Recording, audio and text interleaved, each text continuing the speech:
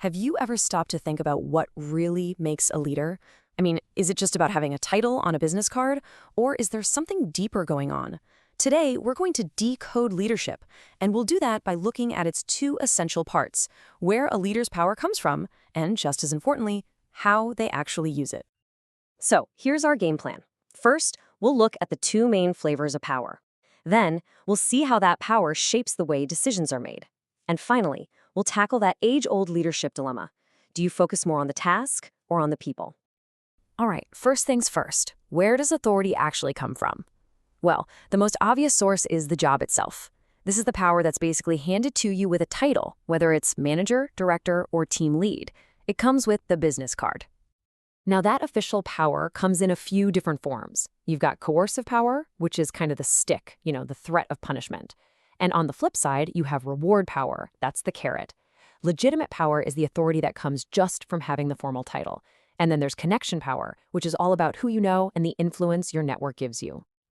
But a fancy title isn't the whole story, not even close. The leaders who really make an impact often have a totally different kind of power. It's got nothing to do with their spot on the org chart. This is personal power, and it's something they've built and earned all on their own. And this is where it gets really interesting. Expert power is pretty straightforward. It's about what you know, your special skills. Information power is about the key info you have access to. And then there's referent power. That one's almost like magic. It's pure charisma. It's when people follow you just because they like you, they respect you, they want to be around you. So this is the really crucial point, the main distinction right here. Position power is given to you. The company grants it, and you have it as long as you're in that job. But personal power, that's earned by you. It's something you build yourself, and it's yours to keep no matter where you go. Okay, so a leader has this mix of different powers, but how do they actually put that power into action when it's time to make a decision? Well, that brings us to their decision-making style. This grid is just a fantastic way to visualize leadership styles. It's so simple, but so effective. It just plots them on two key axes, how a decision gets made and then how that decision gets carried out. This gives us four really distinct ways to lead, which we're about to jump into. First, let's look at that horizontal line, the decision-making axis. This is all about who makes the final call. Way over on one end, you have the autocrat. They make the decision alone, full stop. And on the other end, you've got the Democrat, who pulls the team in and involves them in the process.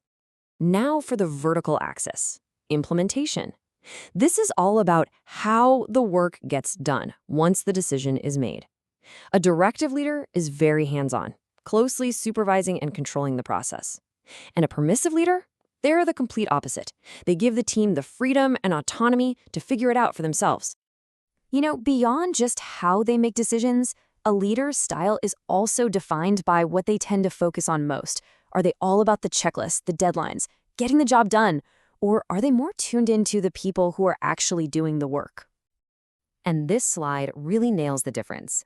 A task-oriented leader is all about the what, the work itself, the goals, the results. But a people-oriented leader, they're much more focused on the who, things like team morale, helping individuals grow, and building really strong relationships.